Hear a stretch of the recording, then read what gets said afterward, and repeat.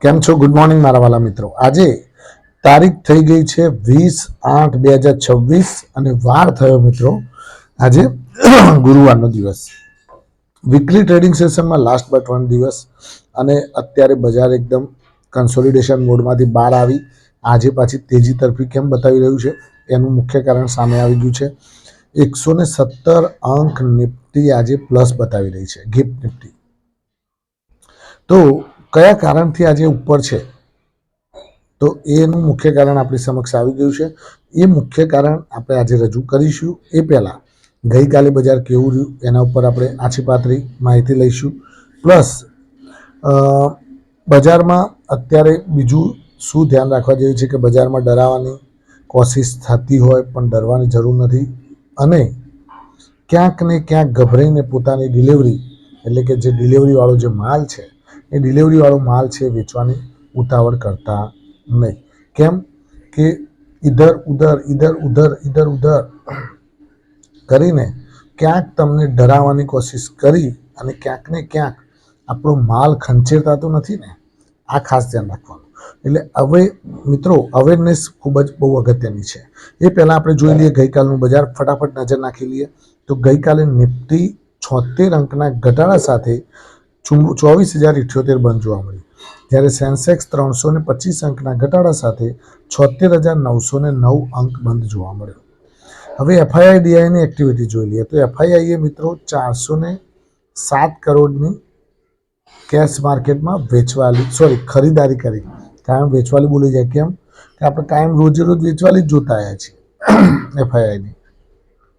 હવે આજે આવા કોક વતરા દાડે ખરીદારી કરે એટલે 407 કરોડની કેશ માર્કેટમાં ખરીદારી એફઆઈઆઈની, જ્યારે ડીઆઈઆઈની પણ 3,973 કરોડની કેશ માર્કેટમાં ખરીદારી. એટલે બંને જણાએ કેશ માર્કેટમાં ખરીદારી કરતા જોવા મળ્યા. હવે વાત કરીએ વધનારા શેરો ઘટનારા શેરોની.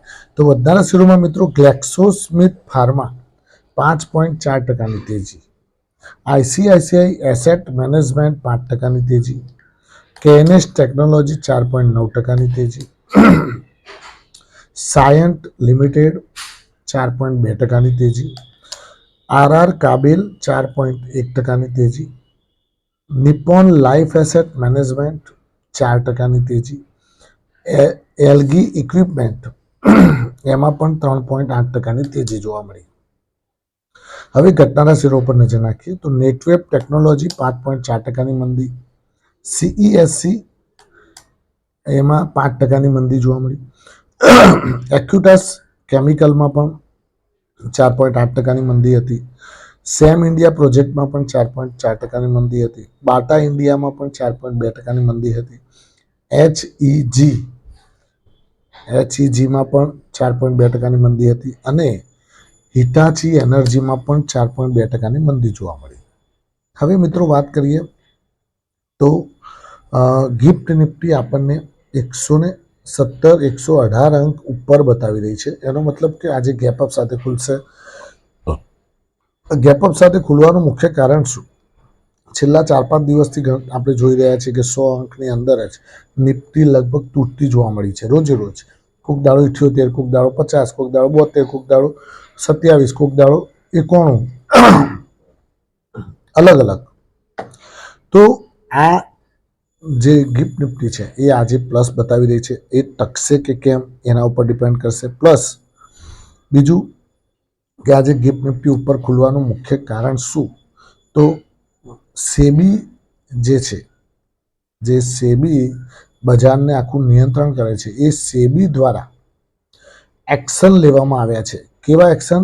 કે ભાઈ જે લોકોએ ટ્રેડિંગમાં ગડબડી કરી હતી, જ્યારે ખબર છે આપણે વાત કરી હતી કે એનએસસીમાં 3 વાગ્યાથી 3:15 વાગે ટ્રેડિંગ બંધ થઈ જતું હતું એફએન્ડોમાં અને પછી એનું સેટલમેન્ટ થતું હતું, ત્યારે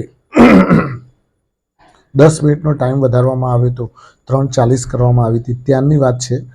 એ વખતે પહેલાં 2-3 દિવસમાં જે કોલ પુટ ઓપ્શનની અંદર મોટી ગડબડી થઈ ગઈ હતી. સેન્સેક્સને એકદમ ઉપરની સાઈડે લિમિટો મૂકી અને ઉપરની સાઈડે ખેંચવામાં આવ્યું 2-3%. હવે એ સેન્સેક્સ ઉપરની સાઈડ ખેંચાયો એટલે કોલ ખેંચાઈ ગયો, કોલ એકદમ ખેંચાઈ ગયો. હવે કોલ જે 24,459 વાળો સીધો જ બંધ તમને 24,630 બંધ જોવા મળ્યો, એટલે સીધી 150 અંકની નિફ્ટીમાં તેજી. તો આ જે ગડબડી કરી હતી કોણે? તો કોપ્ટ હોલ કરીને અમુક જે છે એ બધા ઉપર શક્તિ એ બધાને પૂછપરછ માટે બોલાવ્યા કે ભાઈ આ બધું શું ચાલી રહ્યું છે. હવે એના ઉપર એક્શન લેવામાં આવશે, એમના ઉપર દંડ ફટકારવામાં આવશે. બહુ મોટું ટ્રેડિંગ કમ્પાઉન્ડ જેને કહેવાય એ બાર સેબીએ પકડ્યું છે. અને પકડવાનું જે કારણ છે એ તમે જાણો છો કે નાના રિટેલ રોકાણકારોએ જે પોતાની મૂડીની મહાબચત જે રોકી રાખી હતી એમાં જ ગડબડી થઈ જાય તો સેબીની શક્તિ ખૂબ જ જરૂરી છે મિત્રો. તમે જાણો છો કે એ દિવસે માન લો કે કોઈને પુટ લીધેલો હોય, બરાબર, અને પુટ લીધેલો હોય 459 નિફ્ટી જ્યારે 3:15 આ લોકોએ પ્રી સેટલમેન્ટ માટે ક્લોઝ કરી ત્યારે પછી સીધી જ જ્યારે ક્લોઝ આપી ત્યારે સીધી જ 24,630 બંધ આપી એટલે સીધો 150 અંકનો નિફ્ટીમાં જમ્પ માર્યો. તો પુટવાળા તો મરી ગયા બાપડા. પુટવાળાના શું થાય? જે પુટ લીધા હોય એ લોકોને તો નુકસાન થઈ જાય મોટું, અથવા તો જે નફો રહેતો હોય એ પણ નફો જતો રહે. એટલા માટે જ સેબી દ્વારા કડક એક્શન લેવામાં આવ્યું અને આ કડક એક્શન ખરેખર બિરદાવવા જેવું છે અને સેબીને જેટલો ધન્યવાદ આપીએ એટલો ઓછો છે. બીજું, આ કોપ્ટહોલે શું કર્યું હતું કે સેન્સેક્સમાં અને નિફ્ટીમાં 2-3% આમ ઉપરની સાઈડે ખેંચવા માટે અપર સાઈડની લિમિટો મૂકતા અને ઉપરની સાઈડે ખેંચીને લઈ જાય. મેનિપ્યુલેટ કરતા આ લોકો મેનિપ્યુલેટ કરીને ઉપરની સાઈડે ખેંચીને લઈ જાય અને પછી ત્યાં આગળ એ લોકો કોલ જે હોય એ એમનો કોલ જે નીચલા લેવલે લીધેલો હોય ધડમ દઈને ઉપર વેચી નાખે. આવું સેબી દ્વારા પકડવામાં આવેલું છે.